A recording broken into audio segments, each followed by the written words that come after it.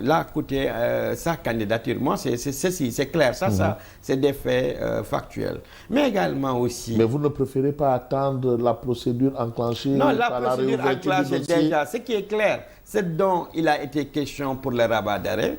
C'est exactement la même chose pour cette réouverture du procès, parce que ça, c'est inédit.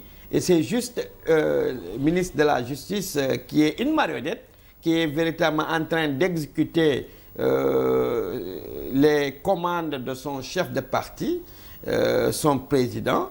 Et d'ailleurs, c'est la trouvaille, quoi, parce que la République, c'est des gens qui y jouent, ils prennent ça comme des jouets, et ils vont véritablement périr avec ce jeu, parce que nos magistrats sont chevillés. Vous avez vu quand le président Macky Sall a voulu changer la date des élections pour repousser cela. Mais le Conseil constitutionnel a joui pleinement de ses prérogatives pour dire non. Pour dire non. C'est ça la force du Sénégal. C'est son administration publique, mais également sa justice. Et là, ce qui est sûr est certain, que ce jeu, cette gymnastique, ou bien je dirais ce théâtre, ne passera pas. Les magistrats, autant qu'ils ont rejeté ce rabat d'arrêt, ceci également ne passera pas. Donc, le président Ousmane Sonko, je le respecte en tant qu'institution, la première institution gouvernementale du pays, le Premier ministre. Nous respectons les institutions, mais quand on est toujours dans ce siège, quand jusqu'un Premier ministre allait menacer Lat Diop, et quelque temps, ce dernier a été arrêté, emprisonné, menacer l'honorable député maire Farba Ngom, et que ce dernier également, quelque temps, la machine judiciaire s'est emballée, et pour un dossier vraiment qui sera même un cas d'école au niveau non, de la faculté. C'est un rapport de la CENTIF. Mais un rapport, est-ce qu'il y a une... C'est pas Sonko qui est allé prendre Farba Ngom à Agnam, le traîner jusqu'à Dakar, à Rebus. Il y a eu un fait déclencheur. Voilà. Et ce fait déclencheur, ce n'est pas Ousmane Sonko, ou bien. Bon, en fait, vous savez, mon frère Fabrice, regardons la chose. D'abord, il faut admettre que dans l'histoire du pays, jamais un Premier ministre ne s'est prononcé pour menacer des citoyens, et quelques jours après ou quelques semaines après qu'on voit ces derniers traîner à la justice. Donc ça, c'est du factuel. Et maintenant, quand on parle de l'affaire de la CENTIF, mais c'est un rapport. Un rapport, c'est quoi un rapport? Un rapport, c'est une description des faits. Entre autres, et à ce que je sache, jamais l'honorable député maire Farba Ngom a eu une gestion au niveau véritablement de l'administration publique. Mais on a parlé de blanchiment de capitaux. Ouais, mais écoutez, mon frère Fabrice, blanchiment de capitaux, oui. Mais blanchiment de capitaux, depuis 11 mois, aucune preuve tangible n'a été étayée pour dire telle chose, telle transaction, tel achat et faire l'objet véritablement d'un blanchiment. Et surtout, depuis quand, bon sang, l'argent émanant du trésor public peut faire l'objet d'un blanchiment? Ça, c'est une hérésie. Jamais cela n'a existé, et ça, c'est impossible. Et quand on parle même de cela, mais qui sont les gestionnaires de l'argent public au niveau du Trésor, Fabrice? Depuis 11 mois, est-ce qu'un seul agent du Trésor a été interpellé dans ce dossier concernant l'honorable député, a été arrêté? Mais ceci, c'est tout simplement de l'acharnement. C'est tout simplement une hérésie judiciaire.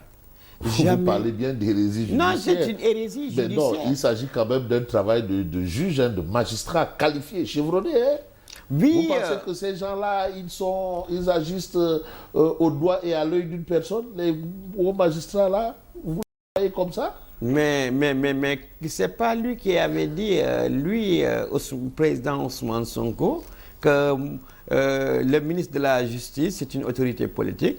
Si je lui demande d'arrêter quelqu'un, il l'arrête automatiquement. Il l'avait dit. Et quand on revoit véritablement ce dossier de l'honorable député Farba Ngom et de Tahirou Sarr, mais regardez la dernière décision du, comment dirais-je, du juge d'instruction.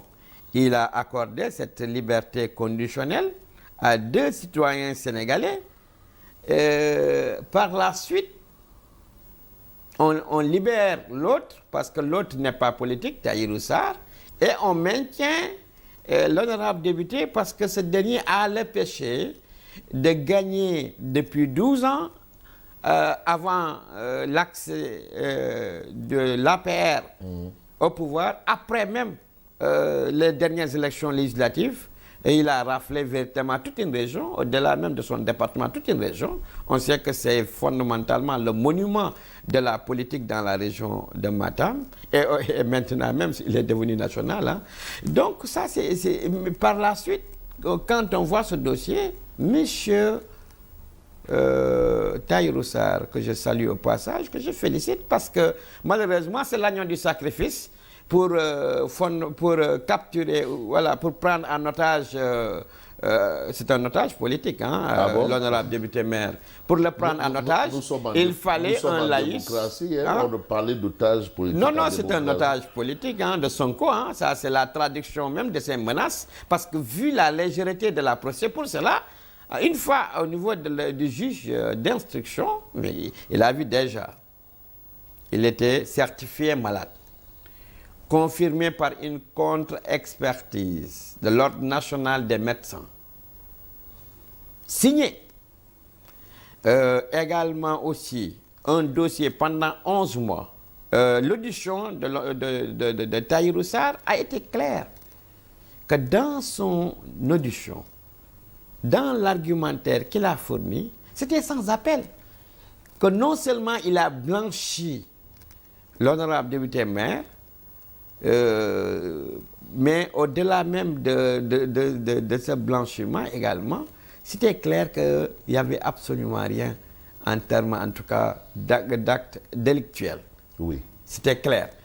Et par là, c'est pour cela, le juge d'instruction a estimé, ben voilà, déjà d'après l'audition, il n'y avait absolument rien, c'est clair.